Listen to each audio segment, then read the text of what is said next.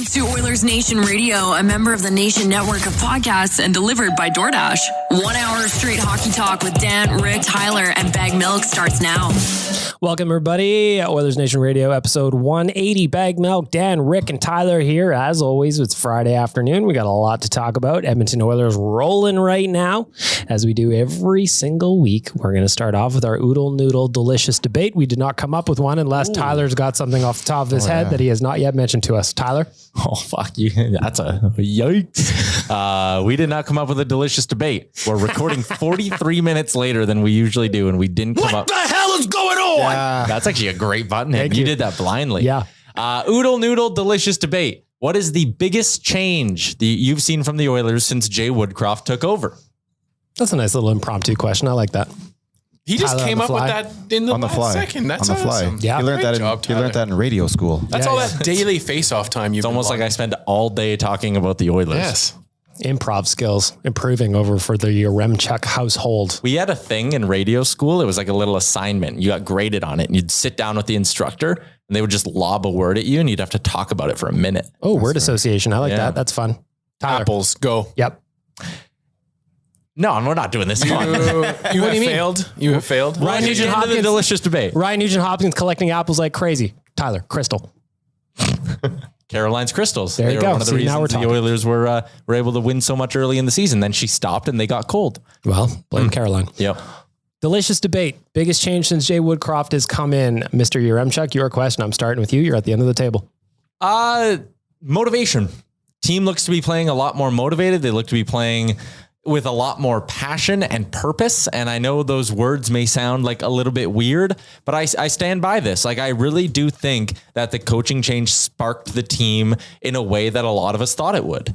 And they're playing really strong. There's more scrums in a game now. I think they're finishing their checks a little bit more. Part of this is the arrival of Evander Kane, but I do also think a part of this sort of new style they're playing and this new sort of swagger they have is in fact because of the coaching change. I think it kind of woke some guys up.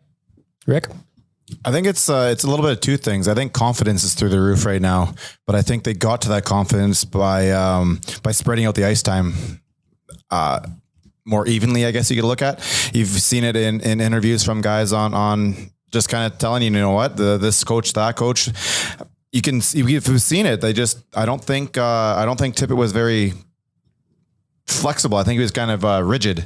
And now you have a flexible coach coming in here who's coaching the players, not just trying to be a head coach of a team, but he's actually coaching the players in order to make their game better. And I think that's kind of where their confidence has gone up. Tyler, word association. Portage. Portage. That's when you carry a canoe on the top of your head, right? Yes. Nice. You have a minute that you have to fill, though. Dan, what's the biggest difference with Jay Woodcroft on the bench? Well, one of my favorite wrestling times to be alive was the Attitude Era, and I think we've entered a new Attitude Era in this Edmonton team. Was that Stone Cold? That was during the 2000s, 90s. That was good wrestling. Mid-90s, like 97-ish. That was good wrestling. Management versus the machine kind of idea. And so for this team, for me, it's just been an attitude thing. And when this team's gone down, and it's happened, in the last 3 games, I think we've been down twice, and it just doesn't feel like this team is done. When they go to the bench, they're actively being coached still in there. And it's not just it doesn't just feel like they're going back to the bench to have a coach staring down at them, feeling like, I know what I did wrong and I need to fix it kind of thing. Instead, it's here's what we're going to do to fix it. And this team is relentless in its carrying out of the Manson and the Woodcroft kind of style of coaching. So I love it. It's been fantastic to watch. It's just been neat to watch this team with a new era of an attitude and an ability to fight through some of the tribulations that they had before. It has been interesting to see, and I get part of it too is just because he's a coach early on, familiarizing himself, but like Woodcroft in the ear of the players a lot, and it doesn't look like he's in their ear scolding them. It looks like it's just legit conversations going down. Well, a lot of the players have talked about that, right? Just the attention to detail and what it's like to have that communication going. We're going to get to that in a sec. But the biggest difference for me is just the general vibes are just so much more positive. When you listen to Jay Woodcroft speak, be it before practice, after games, the way he talks is very interesting. His word choice is interesting. It's very flowery in a sense, and it's very positive. He always puts the team first. unless I've missed something, I've yet to hear him call somebody out or say anything about a specific player unless he was asked specifically about somebody. And I think that's really interesting. It's always team. And I think the players are responding to that because let's be honest, they were a little bit fragile after the last 8-10 weeks. No? We'll see what happens though after they get a couple of losses in a row. Yep. Like it's inevitable. It's probably going to happen. Never undefeated. God, I love that. It's we'll see what happens. But I do believe that this coach is just better at coaching the players, not necessarily just being the head coach of the team, but he's coaching. And you're seeing that from the defensive side too. And this 7 defenseman thing, it seems like such a simple idea that I'm actually kicking myself for not thinking of it before. Like you have a couple, you could have been the head coach. Yeah. Or at least I could be sitting there going, you know what, guys, I told you to do that. I told you to do that. I did it. Now it works. It's just, you have a couple of rookies and all of a sudden, 18, 19 minutes is too much. Well, you've put in a third guy. You've got the offensive power to, they're playing with 10 guys anyways. They're not even using an 11th player. We've seen it with Devin Short, right? Yeah. So they're not even using all 12 players. They're not even using 11. They're using 10. Why not utilize that with the defense and kind of spread out the minutes a little bit more and let those rookies handle those minutes better? Devin Shore is having a hashtag bad time. Well, and to talk to your point too, Rick, about the defense and the addition of those guys, couldn't have had these injuries to the defense happen at a better time with this coaching change, having Woodcroft come in and he's able to work with guys that he's been working with at the AHL level in Niemelainen and Broberg. And the struggles that we saw with those guys specifically when Dave Tippett was the head coach, where he would just immediately bench them and never see from them for the rest of the game, is not the case anymore. These guys are allowed to make mistakes and allowed to have issues that then they work through. It's been phenomenal to watch. I think that's a great point as well. And like the way Manson's been able to work with the young guys who he'd be familiar with, and also just sort of make this sort of not scrap heap blue line, but it's spare parts right now, right? It's 7D, man. No one's playing with the same pairing. Manson's making it work. And it has me thinking that, okay, you're going to get Duncan Keith back eventually. Maybe you go out and get a really good lefty at the deadline as well. And it's like, how good can Dave Manson make that blue line that we might be looking at in 6 weeks here after the deadline? And another thing that's a difference is they're feistier. You can give some of that credit to Evander Kane. He's spicy out there. That's the way he plays. Like he popped Brendan Lemieux in the mush the other day. I loved it. Some people hate this, but you got to give it to their goalie too. Mike Smith has always brought that Mike Smith has brought him very, very well. But I also just think that it's nice seeing guys get in the pile. It's nice seeing scrums. You don't see NHL teams that never get into that shit. And I thought that the Oilers weren't a lot early in the season, but now they seem to be playing for each other a little bit more passionately. Well, and Marcus Niemelainen embodies that completely. And here's a guy that now is allowed to go out and take the body in a lot more situations. He adds a different flavor on the back end because he is just a destroyer of worlds. I don't know where his ceiling is or how good he'll ever be, but let me tell you one thing. That guy loves to throw his carcass around like a fucking torpedo out there. That's a big body to throw around. 4 hits last night in 13:57. We talked about distribution of minutes a little bit. Do you guys know, like I have in front of me, Dan, no cheating, which defenseman played the most minutes last night for the Oilers? Is it CC? I'm still going to guess it's Daryl. You're guessing Daryl. You're guessing CC. Let's go Barry. He's getting some PK and PP time. Cody Ceci played the most minutes last night, and it was only 20 minutes and 12 seconds. Darnell Nurse played 19:58. And the other thing too, it's almost like, I think I heard this conversation on the B-cast yesterday, Bag Milk. I forget who was on it with you, but they very handsome young man. Mm-hmm. But also when you look at Nurse's minutes at 5-on-5 specifically over the last couple of games, it's really, really fallen off as well. Like he was second to CC in minutes overall, but he only played 14 minutes at 5-on-5 that game. And he only played 11 minutes at 5-on-5 against LA the night before. That's because he was given opportunities to the bottom 3. You know? Yeah, and just like even I'm thinking about the back-to-backs too, Monday, Tuesday. Darnell Nurse didn't play crazy minutes in those games. Whereas if Dave Tippett was still here, he probably would have played 26, 27 both nights. It's got to wear on a guy, even though Daryl's got the toolbox to play a lot. Yeah. You've got the wind to be able to get through the game, but it takes away from you mentally. You got to break down. You don't really think things through very well. When you're more refreshed, you're just a better player, and we're seeing it right now. It makes me wonder, like, what do you do when Keith comes back? Like, if Keith comes back, Broberg goes down, I imagine. And Niemelainen plays over Lagesson. But all of a sudden, now you're going to be asking, how many minutes did Niemelainen play last night? Niemelainen played 13:57. How many shorthanded minutes did he play? 2:58. Because at 13 minutes, you're looking at, is that what he's going to be able to play with a 6 defenseman rotation? You'd imagine he'd play more, but I just even find the interesting thing is he's going to have to play more, but can he play more? Is that going to be a point where he kind of gets into deep? Is that why they're looking so good right now? Because all three of those guys are playing, 13, 14 minutes, and it's being spread out nicely. Do we think that this 7 defenseman thing is going to go away? If it's working? I don't think it's going to go away. It goes away when Duncan Keith comes back. I don't think it does. I don't think it does. I think they might play Lagesson and Niemelainen and just have Keith come in for Broberg. I get, though, the point would be probably that there wouldn't be enough minutes to go around at that point. Well, that's kind of where what I was thinking. I guess, with this coach, he was doing 11-7 a lot down in Bakersfield. All the time almost. I guess maybe at that point, you'd have to kind of like look at Duncan Keith and say, listen, this is the way we're doing it. What the hell is going on? This is the way it's going to go now. And you hitting the table. You don't like it, but. Well, and the reality is too, like having these minutes spread out, the Oilers, like next week's a little bit lighter. 3 games, including the Sunday game against Minnesota. Those are 3 heavy games. Yeah. No, like the schedule. So Sunday, Minnesota, Wednesday, Tampa, Saturday, Florida, Sunday, Carolina. That is a fucking murderer's row of games right there. Perfect. This team needs that right now. What do you want to say, Tyler? I was just going to say, it shows you how messed up the schedule is down the stretch that we're sitting here being like, oh, wow, light week. You just got to play Tampa, Florida, and Mini. Like only 3 games. Like, man, that's crazy. Like you look at March, 3 games, 4 games. Like they got to play so much hockey from here down to the end that maybe 11-7 and keeping it that way makes more sense. That's why I wonder if they're going to keep it that way. Cause even with 11-7, I'm looking at the forward time on ice as well. Mm-hmm. The highest minutes for a forward last night was Leon Draisaitl at 23:10, and he's played well beyond that. But he's also getting PK and PB time too. Right? Exactly. So I think that I wonder if he's just going to run with 11-7. Hey, listen, if they're doing 11-7 and Duncan Keith comes back and they keep doing 11-7, all of a sudden your Lagesson, your Broberg, your Niemelainen are getting a lot more experience. Does that make Duncan Keith next year go, you know what, maybe I just go out to Kelowna? He should retire.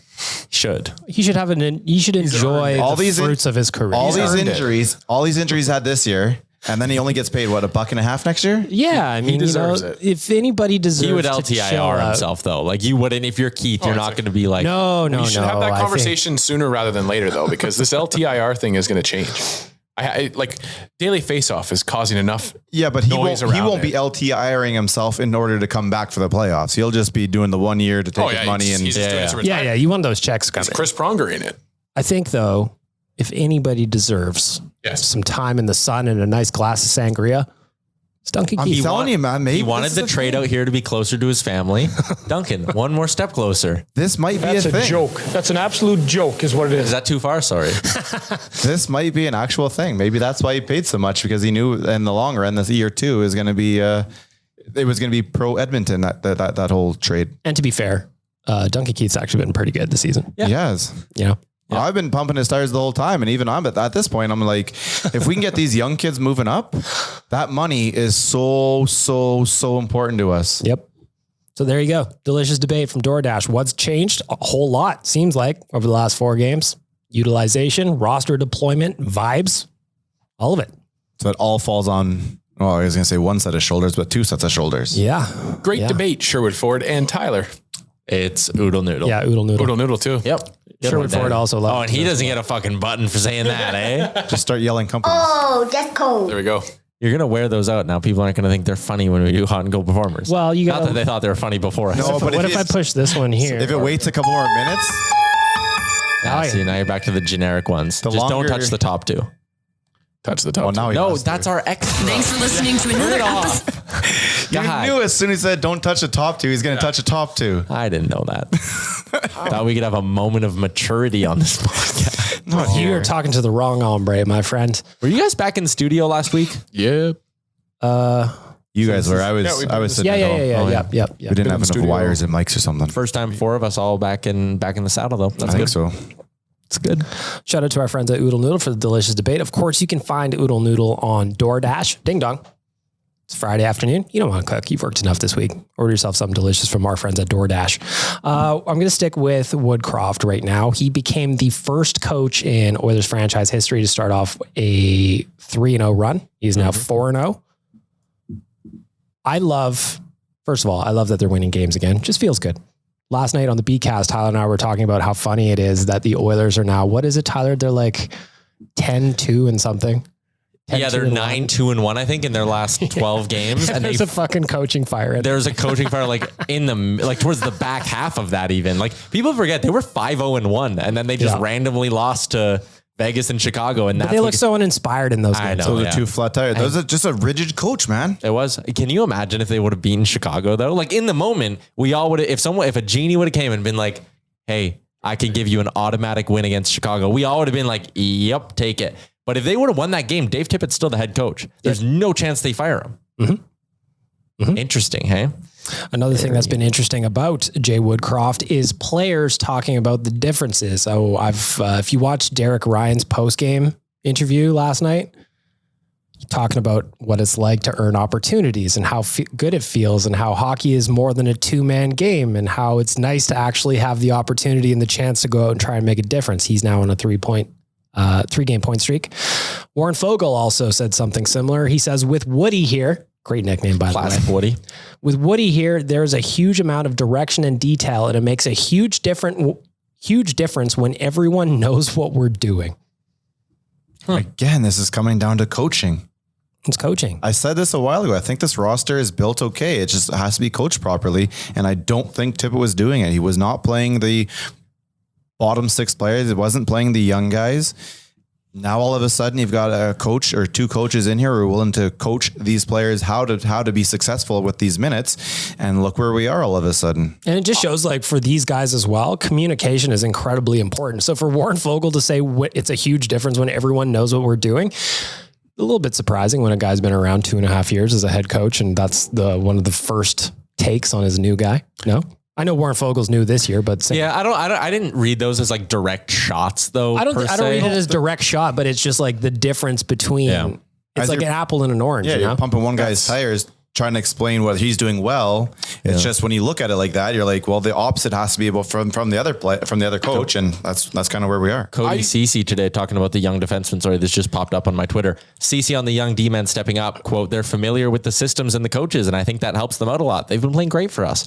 I think that I don't think it's necessarily fair to say, and I'm not saying that you said that, Rick, but I think some people have said that Dave Tippett's a bad coach. I think he's rigid. I just think coach. I think what it is for me is that, it's that mentality of you coach in the practices and you are just there in the game.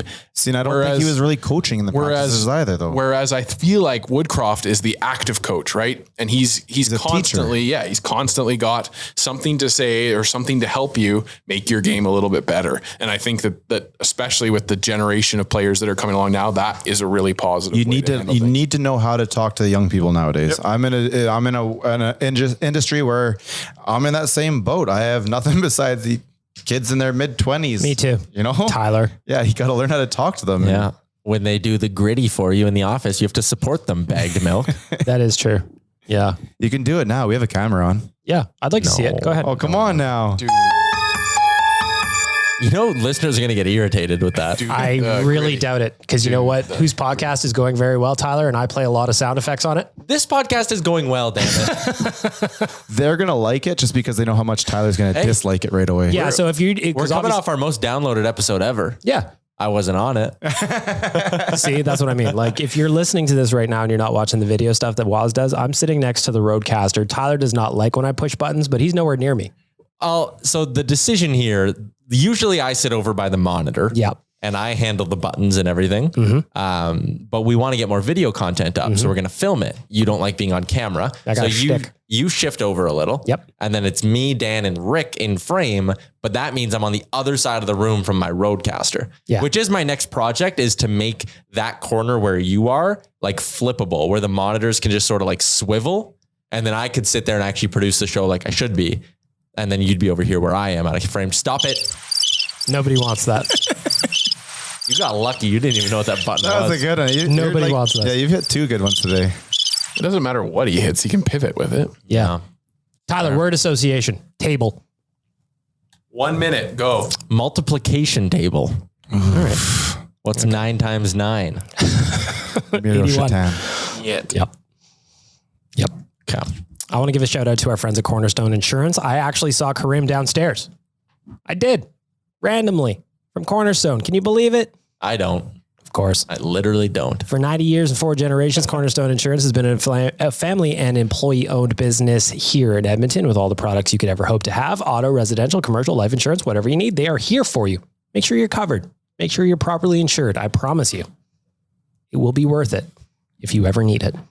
CornerstoneINS.ca. Again, CornerstoneINS.ca. Left-hand side of the screen, there's a little button that says Citizens of the Nation. Click that, baby, get a discount. Good? Good. Of course. One thing I want to talk about here, this was making the rounds yesterday on Twitter. There is an animal out there. We are a company of degens, by the way. If you followed any of the Nation staff last night during the Oilers game against the Ducks, you saw us all tweeting out our bets, who was putting money where. I live bet them last night. What was the live bet? When they went down by 2? No, when they went down 1-0, I was sitting there. I was like, they're not losing this hockey game. Anaheim looks terrible. And I got them at in regulation plus 150, I think. I like Should have that. waited until we were down 2-0. Well, and then Anaheim scored, and I was like, And both those goals were just they were good, lucky tips. Smith should have had them.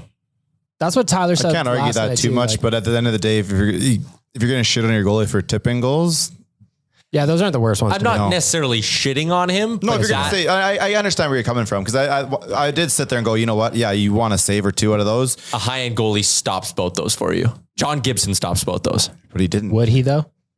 He had a bad game. That's First period he did. But you know what I'm saying, right? Like Okay, a but stud goalie, and your goalie has to be your best penalty killer. I didn't really blame the PK on those. Actually, Niemelainen could have taken Sonny Milano or Broberg, whoever it was, could have taken Milano out of the front of the crease better. But still, I think those are 2 stoppable pucks is my point. Okay, well, I was going to talk about the guy who put down a big bet on the Oilers, but I'm going to push that down for a second because Tyler brought up special teams. What do you make of the special teams right now? The PK allowed something like, I wrote it in the wrap up last night, but I don't remember exactly what it was. The Oilers have allowed goals in like 9 of 16 or something like that on the PK. Power play is struggling. What's your take on it, Rick? That one didn't bug me too much last night because those are just 2 weird tip-ins from weird spots that you're most likely not going to be able to duplicate too often. So for the most part, I've been happy with it with the PK. I like Ryan McLeod out there. I like the combo of Nuge and Hyman. I've been okay with the way Smitty's been playing in that. I think he moves a little bit more than Skinner, than Stu does. And I think the way that Stu doesn't move as much, it kind of gives you a little more confidence in his positioning and whatnot. But Smitty's keeping the puck out, and the power play, we've seen this a lot before where the team kind of buckles down and they go through 3 or 4 games of 2-1, 3-2 type of games where they win them. And then the offense starts to get going again. I kind of expect that to happen out of the power play. I think it's just too good to keep going this way. But it's nice knowing that second line is being utilized and they can go out there and score. That goal by Kane last night. Huge goal. Yeah, that's exactly what you want from that spot right there. Dan, what are you seeing on special teams, both PK and PP? Well, for me, specifically to the Ducks team, that's the 7th ranked power play coming into the game. So it's not like they have a bad power play. They've been 20 seconds since the start of January, though. There you go. But for me, when I look at this Ducks team, I see a team like the Oilers back when we had the Eberles and the Halls and that kind of thing. So I feel like they're like just a good power play team. They have a ton of talent that comes out. And like you said with the Milano goal, that I saw that coming from when he was behind the net. Like he just got into position and it was way too easy to stand there. So for me, I think that I hope that there's a little bit of an adjustment happening for the team trying to, learn the way that we're going to PK this way. But yeah, I didn't look at much of the Ducks power play and say that the Oilers did anything bad. It just wasn't great. The problem I had with the Milano goal was not Smith. It was that Trevor Zegras had all the time and space he needed along the boards to do a little dipsies and doodles and find somebody. Yeah. Well, and you got to make Milano earn that blue paint, but he just ducked in there and then he was like, I'm right here. And if that was Dave Manson in the 90s, he would have fucking clubbed him over the head. Things would have been a lot different. Yeah. We'll get there. What about the power play? What are you guys seeing in the power play? Evander Kane scored a goal. They were 1 for 4 last night. Second unit. Yeah. So that's another difference if you're talking about what Woodcroft's done. He started the second unit in the 3rd period as well. But anyway, sorry, go ahead, Tyler. It's almost like inexplicable for me because if they don't win the faceoff, and maybe this is the explanation, maybe it's not inexplicable. Their zone entries are just very, very poor. If they are winning that first draw, you can write off the power play right now because they go back. Maybe they're too predictable. I don't know what it is, but they cannot gain the zone right now. And that's a big, big concern for me. And also, I'm just sick of Tyson Barrie. Like, oh my God. Why on the power play? I get how he's a drain on a lot of areas, but on the power play, I don't think he's like terrible. So I think he makes a lot of bad decisions when it comes to when to shoot the puck. I think it's a lot of shots when traffic isn't established in front and shots off his back foot from deep in the blue line. He's and those replacing drive me Sexy nuts. Reg as the shin pad assassin too. I think at 5-on-5, he's very subpar, but I know we're talking about the power play right now. I look at that and it's like, man, if anyone would take him for free, you do it right now. I do think he had a bad game yesterday. Yeah. That first period, he was getting rattled. He's getting run around. And you got paid $4.5 million a year to just be good on the power play. If you're not going to be good on the power play, what are we doing here? Never mind even good. You need to be great on the power play. If you're getting $4.5 million a year just to do that. And it's not even like we brought him in to be a power play quarterback per se, because he doesn't have a shot to really do that. And like you said, Tyler, he's been smoking shin pads on the power play. Like that one, a couple games or just before Tippett got fired where he shot it and the guy cleared it out into the neutral zone and they got a shorthanded attempt out of it. Like, I'm with you right there. Like Barrie should definitely not be the defenseman that starts a power play. It's just like, that just seems silly to me. Would you rather have him or Nurse out there? Daryl and then Bouchard and like. Well, yeah, but Bush can't play all of it, so you have to choose. For the second, and then you have to realize like there's guys on the second unit. The second unit is actually being used. Yeah. So maybe that is a part of it. Maybe it's just a conversation of building two balanced units, right? And that's why they want Daryl and Bouchard out there with unit 2 because you want to give that unit the good guys. You're going to use them more. Offense goes down a bit. Yeah. So maybe that is all it is. But that top unit, you need to get them going. Like come playoff time, or just forget. Let's not get too far ahead of ourselves. We're coming to the playoffs. I know. Well, hopefully. Coming down the stretch, like you need that top unit firing on all cylinders because you're not always going to be the better 5-on-5 team. Like you are going to need some games where your power play bails you out a little bit. Especially if Connor is actually drawing some penalties right now. So yesterday when he got called on that penalty at the end of the second period, it was right in front of where I was sitting down in the corner. And he looked and I was trying to read his lips. And I think what I got was like, when that happens to me, you don't call it. And you could tell you could tell the words like when it happens. And I was like, oh yeah, he's definitely bitching about like finish the sentence. He's bitching about how he doesn't get that call at all. That was like when, what would that have been? Yesterday was Thursday. On Wednesday when Evander Kane got a penalty and you could hear him on the hot mic. That's a really bad call. Yeah. That was a terrible Did you hear the ref in the Columbus game? So good. Shut the fuck up. So good. I love it. I love that. I don't mind the barking back and forth. I like it too. I would pay if there was an NHL network where I could hear people mic'd up. Do you remember when like the CFL or the CBC went on strike for the CFL and they just had mics and that was it? Seriously? No announcers or anything yet. And it was just the sounds of the game. Some baseball teams do that like once a year. It's like the sounds of the park day and they just like throw on the camera and just some hot mics littered around and that's risky. And I think some baseball teams are doing it. They're doing it. They're doing it. Still a producer and someone delay. I think they're only doing it for like half of an inning too, just to kind of show people what it's like, but not necessarily. Hey, listen, that's part of the best part about going to ball games, man. You just sit back and enjoy the sounds of the atmosphere. That's great. Another good thing that I enjoy when it comes to sports, putting a couple of shekels down. We were starting on it. Yeah, we didn't get there, but one of you animals out there, and I love it. Put $110,000. I love it. Down on the Oilers to win the Stanley Cup. The potential return is 4-point-something million. Whew. Can you imagine they make the final and you got to hedge that fucker? Or if you don't, I mean, you're an idiot. Or you sell the ticket. Yeah. That's one of those ones you could sell the ticket. Buyout or something.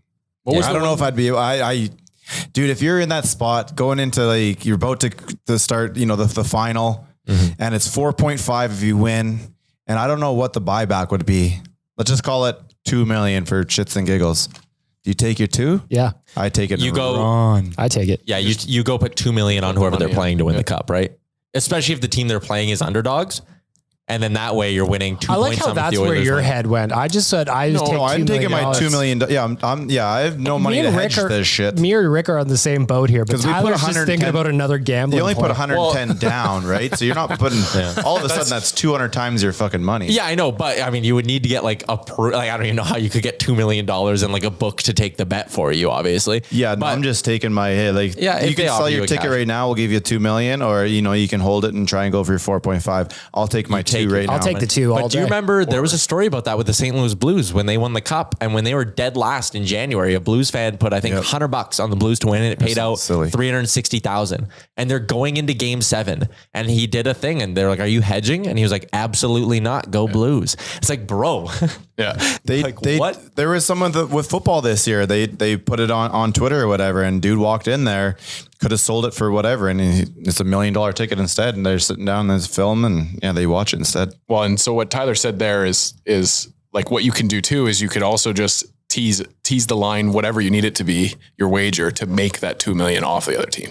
You don't even necessarily have to put the $2 million down. The bet would have to be so huge because the odds have come down so far now that you're only one of 2 Well, teams. like let's say you're going into a series, right? So the Oilers going into a series, they're playing whoever in the cup final. Let's say it's like an underdog too, so they're favorites. They're playing Boston in the cup final. Oilers versus Halsey. Who wins? I don't know. Anyways, you're sitting there and you want to guarantee yourself $2 million, and you're going to win $4 million if the Oilers win the cup. You just go put $2 million on the Bruins to win. You'd have to find that money though. This is not a paid sponsorship for the person that put that bet down and only. You know where you can't do that though? In Nashville. I know. Nashville trip is up everywhere. Dan, where you get details for that? Head over to any of our social media platforms or just Google Nation Vacation Nashville. Nationgear.ca as well. I got a little more. I got a betting question to throw you guys because as we're sitting here, I'm obviously on, scrolling around looking at some bets. Leon Draisaitl to win the Rocket Richard is plus 280. Do it. Ooh. Interesting. Connor McDavid to lead the league in points is even money right now. Draisaitl's plus 160. That's big. That's big. You get Connor to lead and even money. That's big. I did a season-long bet on Connor to win the Art Ross before the season started. You probably got it, what, plus 125? Something like that. Yeah. So it's interesting that it's still plus 100. And you look at the scoring race right now. Leon Draisaitl is leading the league in goals by 2. He's at 35, 2 up on Kreider and Matthews, 3 up on Matthews. Draisaitl and McDavid are tied for the top spot.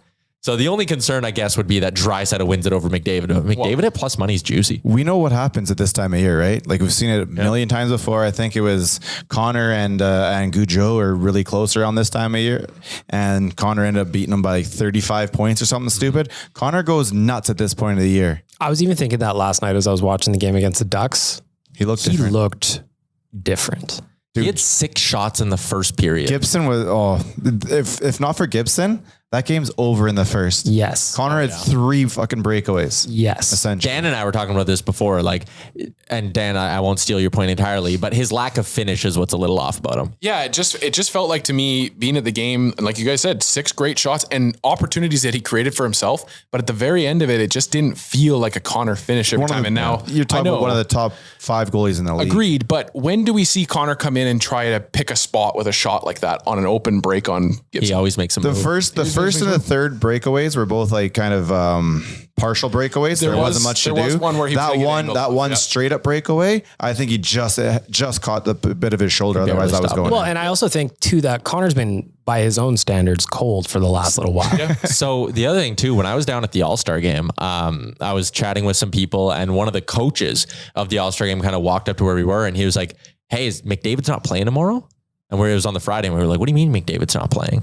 And he was like, "Yeah, like I heard he's got like a lower body thing. Like he's not playing in the game tomorrow." ESPN reported that too. Did they? He had a knee thing. There you go. Yeah. And I was like, when they did the player intros for the All-Star game, everybody came out like as their teammates, and they introduced Draisaitl. Then the next guy to come out wasn't McDavid. So I went on my computer. I was like, "Oh, I'm tweeting out right now. Like Connor McDavid will not play today. He's got a lower body thing." And then McDavid came out last for the Pacific Division. I was like, "Oh shit, You there got it to is." save the best for last, baby. Come on. But anyways, maybe that is something that was bugging him for a while. And maybe that's why the production dipped off of his normal standards. Like there was a point this year we were legitimately talking about 2 points a game. Yep. And now he's on pace for 118. That's not 2 points a game. We'll see what happens in the next little bit here. Yeah, we will. Yeah, like I said last night, he looked. There was no LBI on him last night. No. He was flying last night. Anyways, the bet I've put down is if you take Matthews and Draisaitl to win Art Ross most goals, it basically pays out even money in that sense. Because Ross, most points.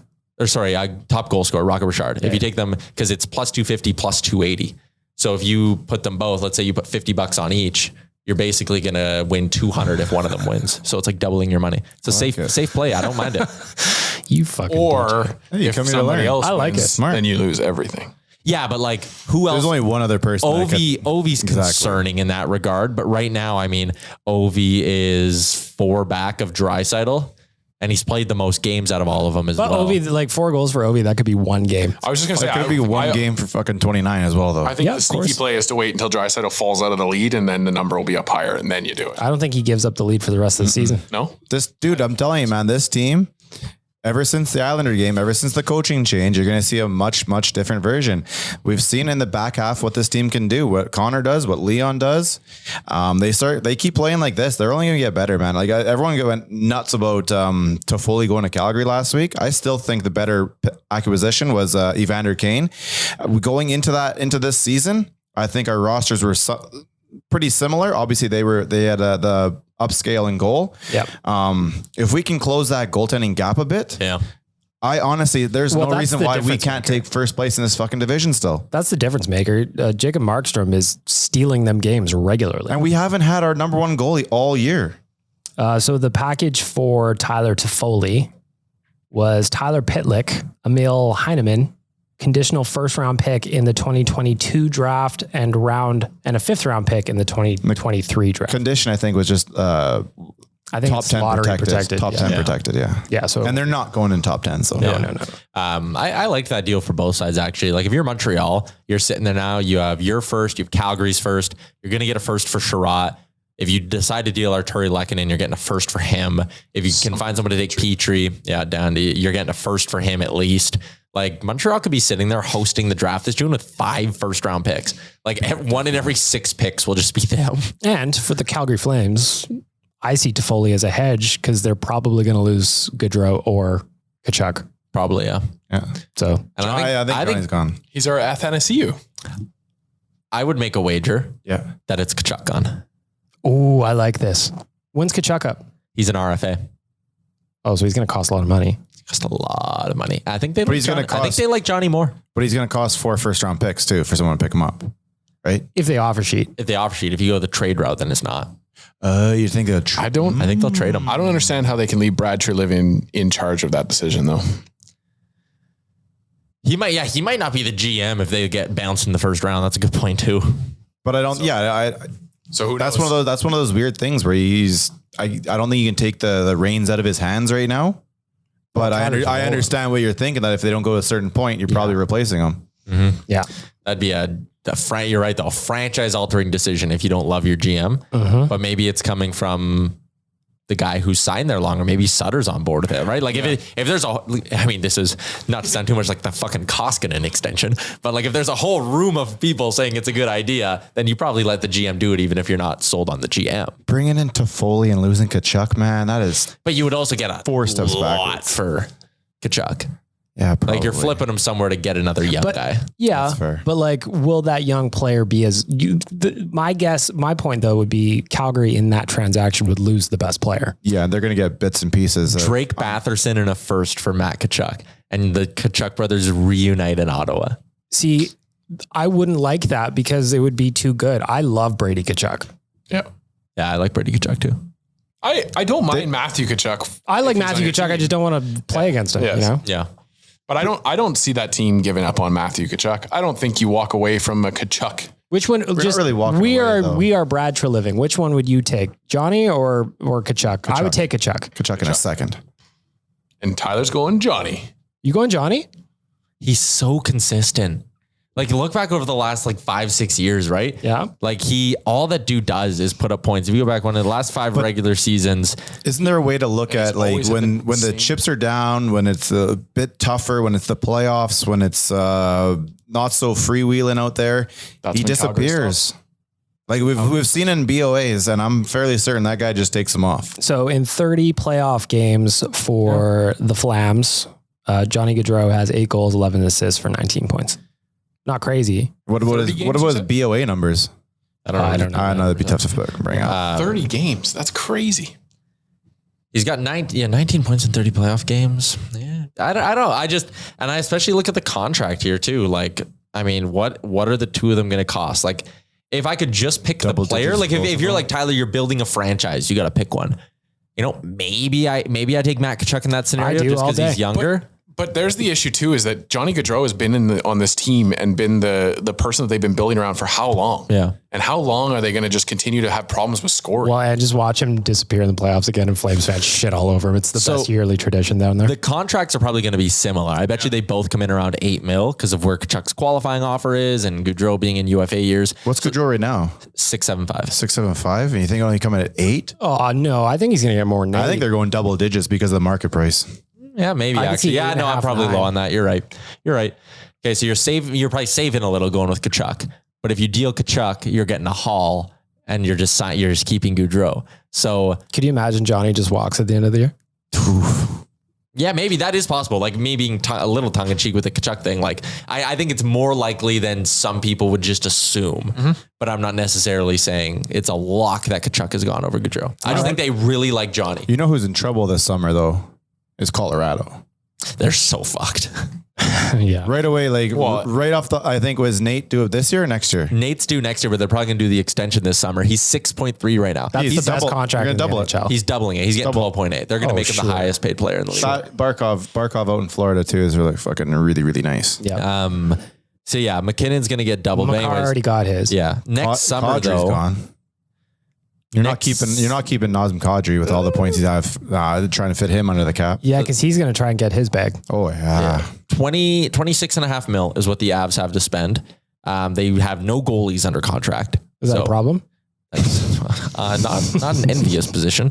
And then they have to sign Kadri and Burakovsky. Watch them figure out some kind of fucking shenanigans like Vegas always does though, you know? Yeah. So like another team. And Vegas too, man. Dude, with Eichel there, I get it. He's a really good player, but that Leonard injury, I'm telling you. Yeah, that could be really bad for them. It's the same shoulder. Like he basically, reading between the lines of some reporting from Frank Saravalli, he's like, going to need surgery? And so what if Leonard sits there and is like, I'm getting my surgery now. I can't play. They don't have a goalie anymore. Well, Frank Saravalli also reporting dailyfaceoff.com that kicked tires on bringing an old friend back. Hey, listen, man, he's old is the right term for Fleury. I know he's a great person and everybody would like to have him on your team. He's having a good year still. Yeah, but there's no guarantee that bringing him over to Las Vegas is going to change things for him. All of a sudden, when you're playing Vegas, you're bringing a much better version of your own self than you are when you're playing Chicago. Yeah, you're not guaranteed. I mean, you look at Grubauer. He was in Vezina talk last year. Now the guy can barely get through a whole game. I want Fleury to go to Colorado so bad. So Kemper can come here? Yeah. Or Francouz. One of those two. I'll take either of them.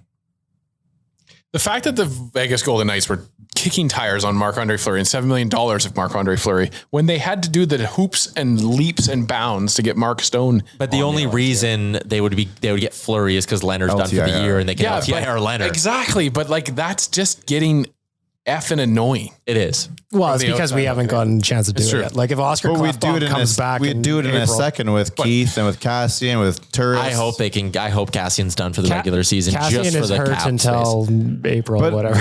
You know, it's going to be very hard to keep Mark Stone out of the lineup for 10 or 11 weeks. That's what it is. But he's got to stay Vegas. out. Yes, it is.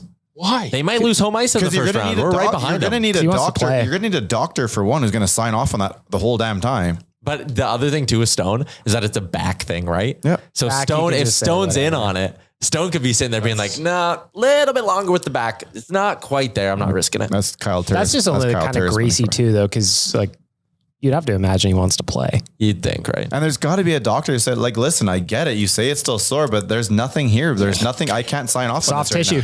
Soft tissue. Nikita Kucherov came back like the day before the playoffs started. Yeah, so but those were more like timelines that were a little bit more appropriate. To say that Mark Stone, who's been played all year, who's had a couple 3 or 4 injury breaks already. 11 weeks, that's a long time. I was going to say, Mark Stone has not played all year. He was hurt with a back injury, came back, and then magically had to go out with the back injury again the day before. I think he's been fighting this back thing for a while, which I get it. But clearly. 11 weeks is a long time. And if 11 weeks without playing time, I'm not so sure how good of a player he is when he comes back either. I will say to your point, Bag Milk, though, we should stop complaining about it too much because we do want to be able to take advantage of it. Yeah, just like, because if again, it's going to be gone right away though. Chris Gear over at dailyfaceoff.com has been writing about it, how it might be time for the NHL to close up this LTIR. I think there's probably some GMs out there who don't even want to take advantage of it because they don't, like, morally, they have a like. Wow, they're fucking not trying to win, are they? If you ain't cheating, you ain't trying. Well, and that's always been the thing with sports, right? They talk about that with the Astros garbage can thing. Yeah. It's like, well, was that cheating or was that just trying to get an edge to win a game? The GMs sitting there like, fuck, my team is too good at staying healthy. God damn it. I'm missing 8 weeks with hurt feelings. All right. BustersPizza.ca. It's time for Ask the Idiots. I got some questions from you. If you don't know the bit, of course, the boys have not seen my questions yet, unless Dan's peeking. Are you peeking? Nope. Thank you. No snooping. No peeking. Our friends at Buster's Pizza won't allow it. Go to busterspizza.ca. I guarantee there is a location near you. Get yourself some Zog. Get yourself a Donair. Maybe some wings. Delicious. Busterspizza.ca. Find a location near you. All right, boys. Ask the Idiots time. I got a bunch of questions here. If you submitted me questions that I didn't get to this week, I just had a ton. So please keep sending them in. I'm going to try and sneak as many of these in for the boys as possible. Sometimes we just run out of time, you know? Sometimes we just run out of time. We kind of covered this one a little bit early on in the delicious debate, but Tyler, I'm going to start with you. Let's talk about style of play. What's the main difference you've seen with Woodcroft's style of play compared to Tippett's style of play? The one thing that a lot of people have pointed out is just being more aggressive in terms of attacking the oncoming rush, right? Like the defenders are stepping up a lot quicker. And I also think the D-men have been a lot more active. I've noticed this with Niemelainen and Broberg specifically. The D-men are more active in the neutral zone as well. Like that sort of far side D-man, if the play's happening on one side of the ice, the guy on the far side is up and bang in that rush a lot more. Think of the Zach Hyman goal that he scored against the Islanders. Broberg was up in that rush. Niemelainen's been getting up in the rush. Guys who aren't your prototypical offensive defensemen are seemingly being coached to get up in the rush more. And that's something that I've noticed. Rick, what do you notice? It's been the play without the puck. So I think that's kind of what Tyler covered there. But that's one thing that Woody came in here and said that we're going to talk about, how to play without the puck. You spend most of the game without the puck. You can still have a lot of effect on the game when you don't have it. And I think that's one thing they've been working on so far. Dan? I would say it's that they're like goldfish. They come out. Crackers? They come out and they have a bad shift. Delicious. And it doesn't seem to affect them. They have a really good ability to just be the next guy up. And we've seen it with these battle backs. We're starting to get that same kind of swagger we had at the start of the year where, the team goes down and it doesn't feel like you're defeated. Like Tyler put a bet down on the team when they were down 1-0. That kind of confidence is coming back, and it seems to be back because of Woodcroft and Manson. Tyler, did you put a comeback bet because you were confident, or are you just a degenerate? No, I was confident. Granted, a lot of the times it is because I'm a degenerate. I'm fully aware of that. But I was sitting at the game with my girlfriend, and I was just like, God, Anaheim is terrible. And she was like, yeah, Anaheim does not look good. And I was like, you're right. This is live bet territory. She was like, what? That was my phone out and I'm betting. For me, biggest difference that I think Tyler kind of covered it, but standing up at the blue line, the defenseman, that is a huge difference to me. That was noticeable right away. Instead of backing up into their old goaltender like they were, it was driving me fucking nuts. And I'm glad to see that as a issue that's seemingly been corrected or at least adjusted.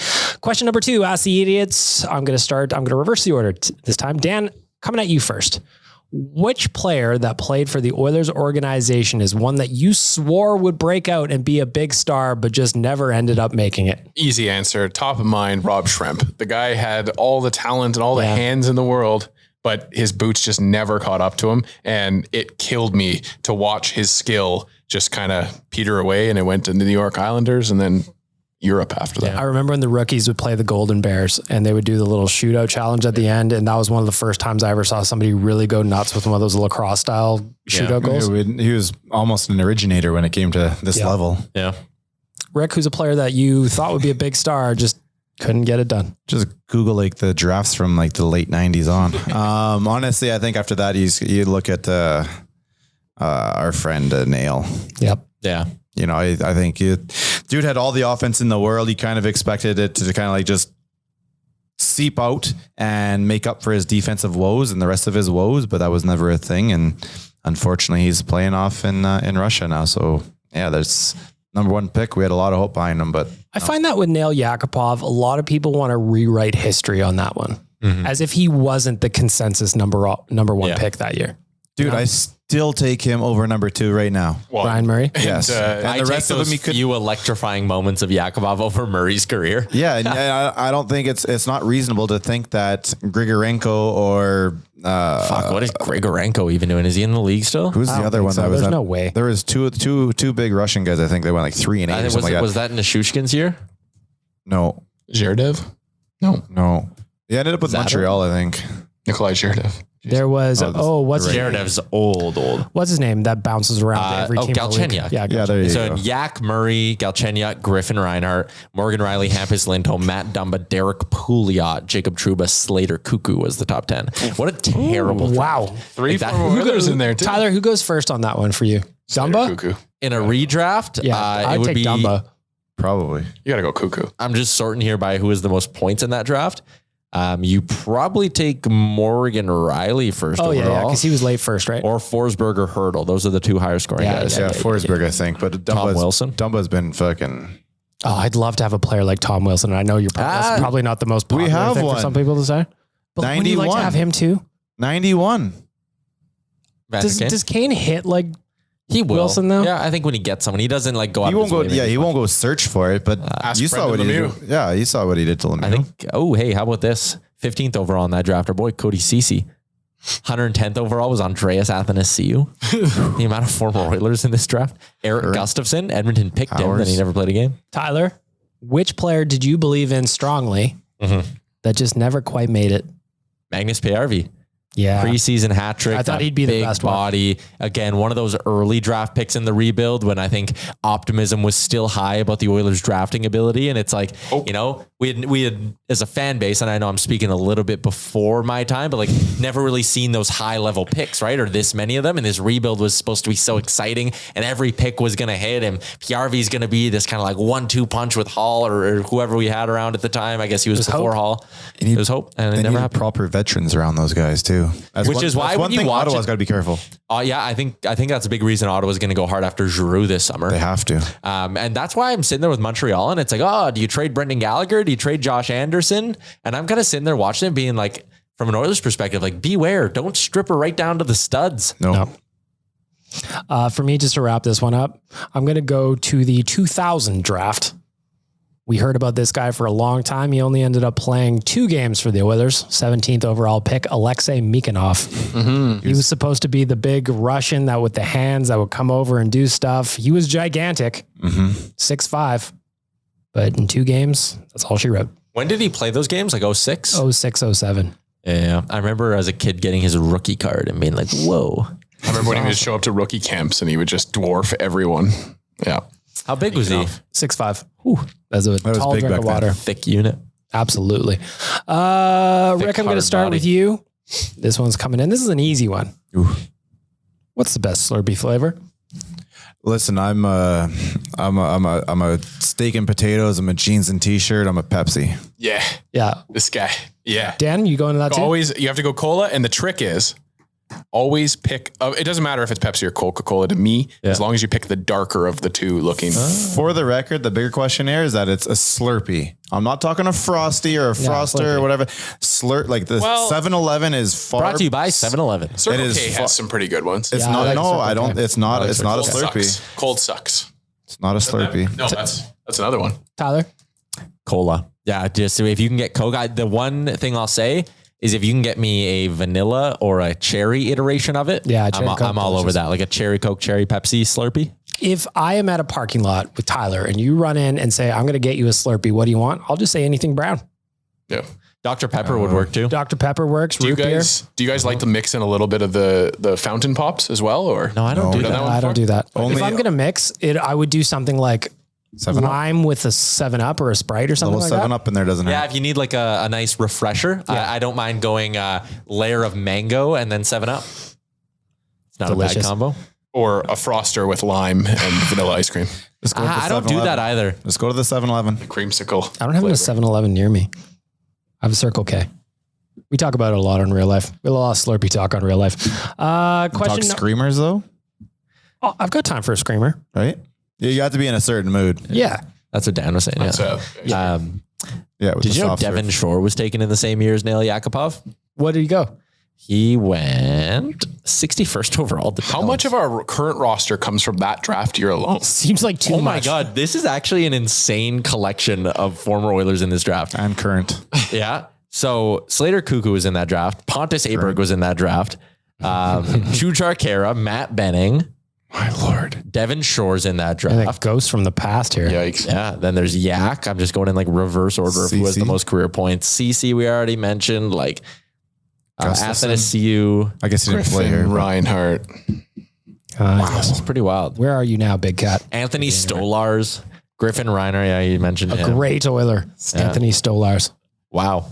That was quite the draft. Quite the draft. Ask the idiots for our friends at Buster's Pizza. Tyler, when Keith comes back into the lineup, where does Niemelainen fit? When Keith comes back, Niemelainen's your third pairing guy on that left side. I honestly think he's done enough to earn that spot. I don't see a reason to take him out of the lineup. He brings you something you don't need. He's trustworthy with the puck, even though he's not necessarily like a strong puck mover per se. You can trust that guy in a lot of situations. And I think as he gets more comfortable in the NHL, he's only going to get more mean and he's only going to get more effective. Rick, where does Niemelainen fit when Keith comes back? Fits on the blue line. I'm not getting rid of him. I'll say one thing I might consider when you get Keith back, maybe that's an exit for Barry. Move Keith to the left or Keith to the right and let the other team keep going down the left. Niemelainen doesn't fit in a lot of doors, but he fits on this blue line. Yeah. They could have hit it. Wrong one. I'll take it. Dan, So aggressive. where does Niemelainen fit when Keith's back? I'm really liking this 7 defenseman thing. So yeah, I hope he has a spot on this team. It's been a long time since like Jason Smith, really, since this team has had a real sandpaper style defense. He's not Gator yet. No, but I'm saying that's that type of, hit the guy, smash him in the mouth defenseman. We haven't had that in a long, long time. I like mean guys, so I'm going to say that when Keith comes back, Broberg is out, Niemelainen stays in. That's just my guess. Last question for Ask the Idiots. I'm going to start with Rick on this one. Unfortunately, our boy Jesse Puljujärvi is going to be out 4 weeks with a lower body injury. Gregor had that this morning on the tweet machines. How are you rejigging the lines, Rick?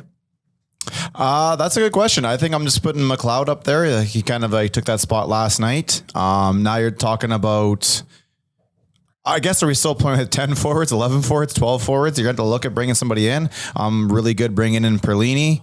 I'm not bringing in Brad Malone. If you want to give somebody a shot, I think the guy you give a shot to would be Lavoie.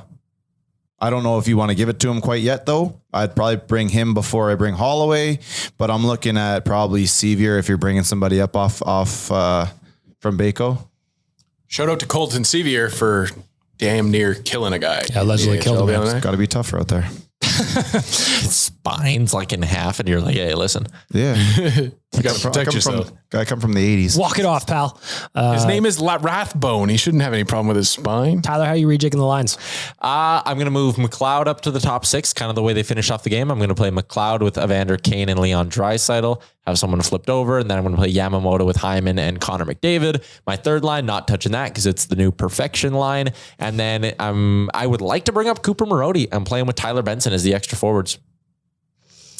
I think that McLeod will get bumped up and Benson will come in. And you don't want to know that. You're going to need somebody. Like, who do you bring up, though? Because somebody's going to have to come up, just kind of hang out and I think eat popcorn or something. They probably, I could even see them. Like, I know Dan's saying Brad Malone because that's on brand, but like I could see it happening if he's going to be a guy that just sits in the press box. Honestly, might as well.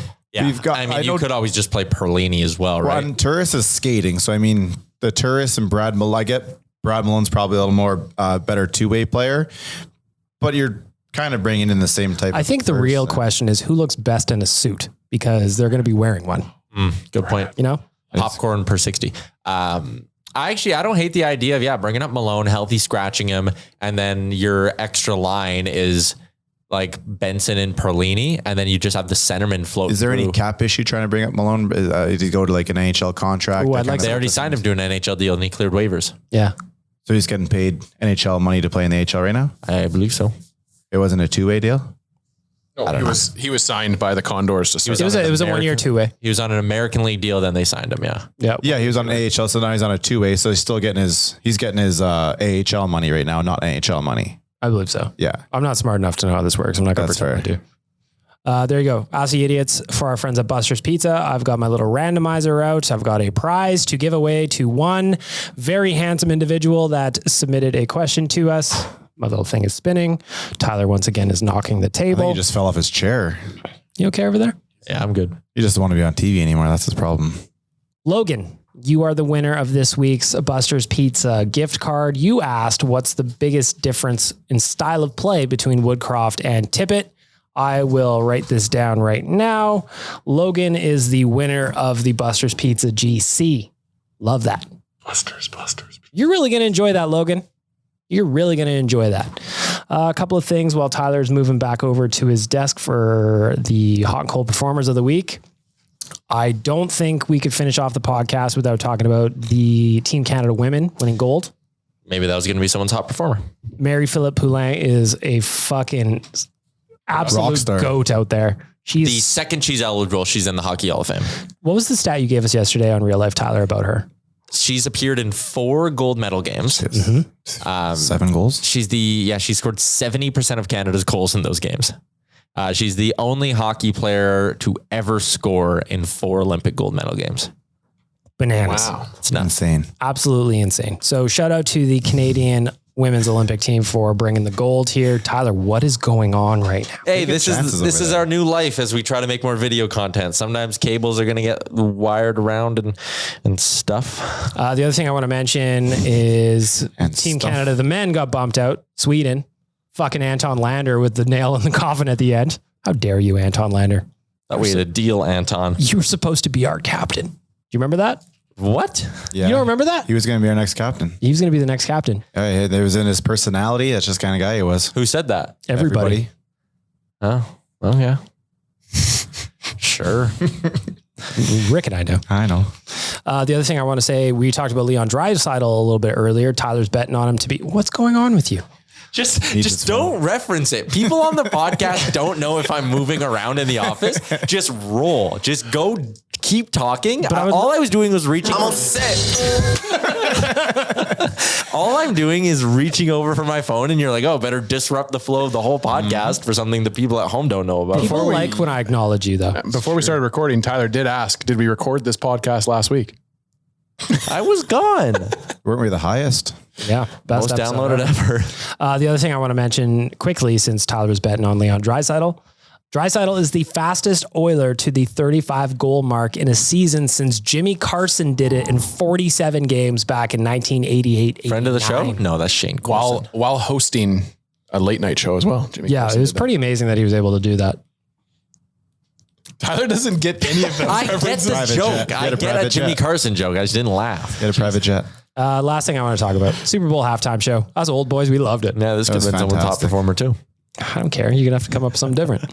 Rick, what do you think of the halftime show? Oh, buddy, that's fantastic. If there's one thing I wanted to see, I think was the Tupac hologram. Yeah, we missed the Tupac hologram. Especially when they brought out Fitty, right? Like he brought out Fitty. That was a bit of a surprise. As a hologram. You wish. He's alive and they still just do a hologram. Dude, I love the fact they brought him upside down too. What I loved is there was youngsters like Tyler. I didn't get it. They didn't remember the Into Club video, so they didn't understand the upside down thing. Oh yeah, just saw an I old right guy away I upside knew down. exactly what the fuck was going on. Of course we did. We're getting old. And then there was a little shout out for Tupac. I think when played the Dre piano. played the piano there. Yep. It was Dan, good, man. What do you think? You're not a big hip hop guy, are you? I'm not a big football guy right now, to be honest. I didn't watch the big game. I didn't watch the Super Bowl at all. Wow. I just Can't watched say Super Bowl, they'll sue us. I said Super Bowl. Super nice. Bowl. Is that a thing? Yeah. Well, Most people don't say, they just say the big game because you Like can get in advertisers? trouble. Yeah. Oh, yeah. Oh yeah. The big game. Every organization out there is a dick Yeah, when it Rick, comes to yeah. advertising, and I'm sure would most know. people in this room know that. Anyway, Super Bowl halftime show. Good time. But I loved don't it. mind. Run it hip-hop back next music. year. Yeah, it was Run a it nice back. We were talking about that on Real Life yesterday. What do they do? I think they should stick with hip hop next year. Maybe go to the west side or go to the east side. You go to someone like Nas and Jay-Z and Jay-Z. Well, Wanye told us that he keeps turning it down. Then you get the Biggie. Yeah. Then you get the Biggie. No Kodak Black mentions at all. Oh, Kodak Black. Well, he got shot outside that Bieber concert. A foot, so. He did. Yeah. What? He got shot outside a Bieber concert. Yeah, check out TMZ. You can watch it. A week ago. I think it should be Bieber. I think Bieber would be great. Bieber with like a DJ Khaled appearance, a Drake appearance, Taylor maybe. Swift. Wheezy comes out. They do Chance the Rapper. Yeah. Or do you get away from the rap genre because you're not going to be able to do this again?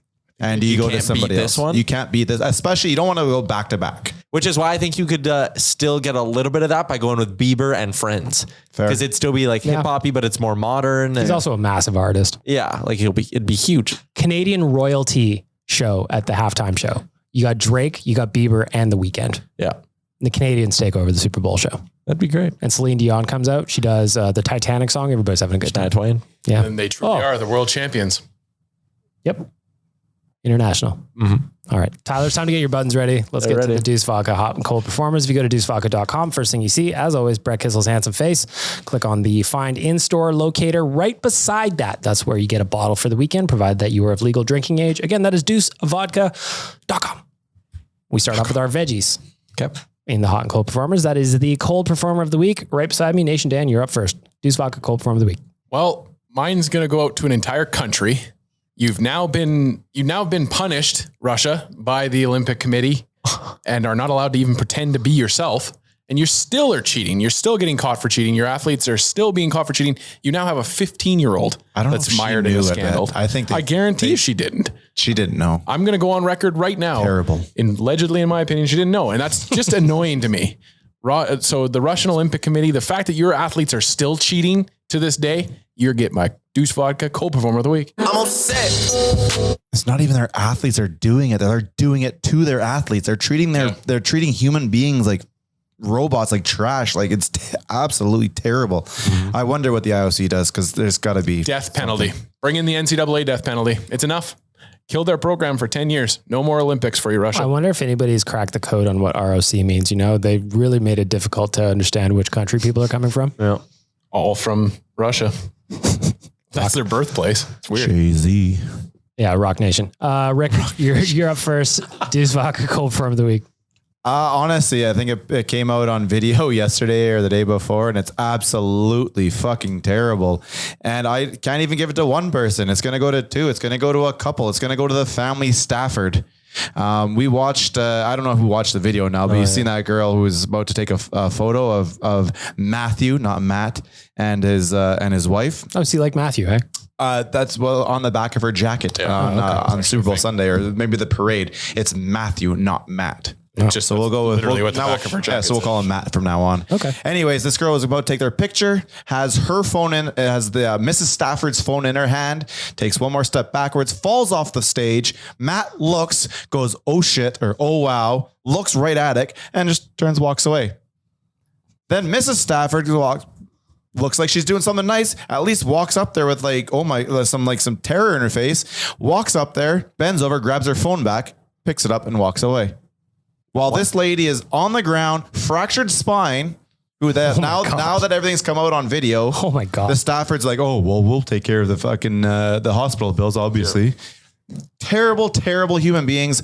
All he had to do was like, look at somebody, not like a player, and go, oh my God, she just fell, help her out, and then walk away. That's all you got to do. Instead, he watched it, said, whatever, turned his back to her, and then Mama Stafford goes, picks up her fucking phone. Both of them are the Cold Performer of the Week. What the hell is going on? Tyler, your Deuce Vodka Cold Performer of the Week.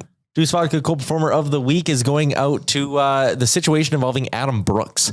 This guy has been claimed on waivers now 4 times this NHL season. It's ridiculous. The Leafs had him, put him on waivers, got him back, put him back on waivers, and then whatever. I think Seattle, I don't even know who is all in this. Vegas. Yeah, the fact that this guy has been on waivers and claimed 4 times and basically had to move 4 times and live in limbo like this is a really bad look for the NHL. And I actually think it's on a surface level, it's hilarious. But like, actually, they need to do something about this, in my opinion. And I think they need to put in a rule where once you've been put through waivers 3 times, or maybe once you've been to 3 organizations, you're done on waivers for the year. You're waiver exempt. You're like, if a team is going to claim you, they need to keep you in the NHL for the entire season. No ifs, ands, or buts about it. The situation around Adam Brooks. We have been hoodwinked, bamboozled, led astray, run amok, and flat out deceived. Well, and I will say for that suggestion too, it doesn't necessarily mean that player can't be transacted anymore. It just means you have to do a trade for them instead. You need to show that you actually want him and you're not just trying to bury him in the minors. Low Tide's tweet was hilarious for that. First month's rent and last month's rent. This is starting to add up for him. Yeah, no kidding. Yeah. Maybe it's just that they get a no movement clause onto their contract. Yeah. I hope he's at least getting a collection of pens from the hotels he's at, you know? Then that way the player can decide whether they want to be passed around Team some more or not. buttons. Yeah. Does he get a jersey, do you think? Nah. I was going to ask that actually because we were talking about it before the show with the Anton Forsberg. I was curious. I would love for us to reach out to one of our daily face-off colleagues and ask, do these goalies get equipment sets from these teams? Because I remember specifically Forsberg had an Oilers kit that he was wearing. But he was signed as a free agent. So he would have had all summer to be like, You can order it and sure, and they will. But if you get fucking picked up the next week, McKenna has his closet of jerseys that he does his show from, and he says he had to buy some of those. I Buy for the teams he played for? Yeah. Dude, I was a couple of years. Well, do we have Laddie on this? I was talking to Laddie once, and we were gonna get his jersey put up beside the Davey jersey at the bar. Yeah. And he's like, "Yeah, let me just go pick one up for you." Like he's got to go buy his own before he can sign for it. Lord. Last Laddie Schmid. Schmid. That makes sense, I guess, from the standpoint of like, you don't want an unlimited supply, but you would think that players could get their own jerseys. You can sew that shit on. I can't go to this. I can barely go to the store right now and buy a jersey with a name on it unless it's one of the big ones, right? Yeah. Otherwise, yeah, if you wanted to that's Schmid, they true. got to do it anyways. Like you can't tell me that one of those guys back there can't just like quickly sew on a name bar. They go through, I think they have to go through like a lead or whatever. I think they have like a deal for jerseys. They probably do, yeah. Yeah. Yeah, but he probably has a whole bunch of blanks in the office. Probably that guy. Yeah. I think it's just a bit more of a process maybe than we think it is. Fair enough, but it's definitely, hey, listen, call him up. I'm an alumni. Yeah, we'll have it taken care of you real fast. Bag Milk, cold performer. My Deuce Vodka Cold Performer of the Week is the Oilers power play. They have gone 1 for 12 over the last 3 games, and it makes me sad inside. It's been up and down like a toilet seat, really. It really has. Nico Jolly sent me that button. Shout out to Nico. I didn't respond to your email. I'm sorry, but I saw it today and I was like, shit, I should add that in. That's a good button. Yep. Flipping the ledger. Let's finish off this year podcast with some positive news from the last 7 days, I should say. Tyler, you're up first. Deuce Vodka Hot Performer of the Week. The KIJHL announced today the creation of the Jackson Joseph Memorial Scholarship. Jackson Joseph was one of my friends throughout high school, after high school, all that stuff. Passed away in the Humboldt Broncos bus crash. Still think about him, honestly, every day. And that's not a stretch at all. One scholarship will be awarded every year to a player, and they will get a chance to, it'll help them pursue their dreams of playing college hockey, which is something Jackson wanted to do and didn't get a chance to do. So the KIJHL, for keeping Jackson's memory going, you get my Hot Performer of the Week. Couple claps. There we go. We're good. Nation 10, your Deuce Vodka Hot Performer of the Week. Her name is Erin Jackson. And this past weekend, after just starting to skate 6 years ago, does that sound familiar? Just starting to skate 6 years ago, she won the 500 meter speed skating gold medal in the Olympics. Yeah, that's incredible achievement. I don't think I'm going to be at any Olympics in 6 years. How dare you? But the bar has been set. But I do have a chance. There's a chance. And so to you, Erin Jackson, you get my Deuce Vodka Hot Performer of the Week. I can't believe it! How is she a 47-time inline skating champion? Well, because they have meets like every second weekend. That's crazy. Because I read that. I'm like, 47 times? How is that a thing? They have meets at ovals all around the world, and it's just like not every person shows up every time. So The Stanley Cup's just handed out every week to whoever beats the Lightning the most. Dan, if you're not in the 20 whatever Olympics, you failed. the ones here in Canada.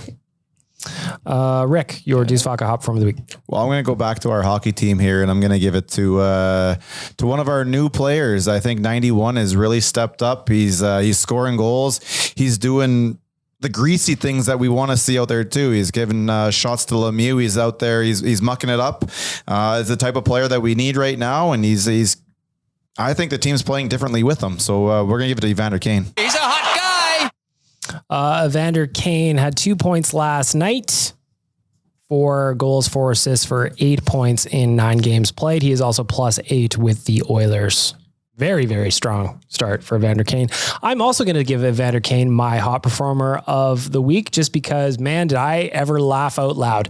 Like there are many times when I'm watching an Oilers game, but I legitimately burst out laughing, but I certainly did when he popped Brendan Lemieux in the mouth and he folded over. Not only did that happen, I also got to give some love to Dan for the meme he made after with the wasted from Grand Theft Auto. So fucking funny. Again, that gives us a flavor of content or a flavor of player that we just don't have in the lineup. And I'm going to give Evander Kane a second shout out because I like it. This is why I'm hot. I'm hot because I'm fly. You ain't because you not. Love Mims. Shout out to Mims. All right. There you go. Oilersnation Radio episode 180 is in the books. I got to give a thank you to DoorDash, Oodle Noodle, Cornerstone Insurance, Deuce Vodka, and Buster's Pizza for making it all possible. And more importantly, you for welcoming us into your ear holes every single Friday. We're here. We'll be back next Friday. Lots to get to. Here's hope no Oilers keep on rolling. Big week next week. Have a great weekend, everybody. Shout out Dave Jamieson. Thanks for listening to Oilers Nation Radio, delivered by DoorDash. Don't forget to hit the subscribe button and give us a follow on Twitter and Instagram.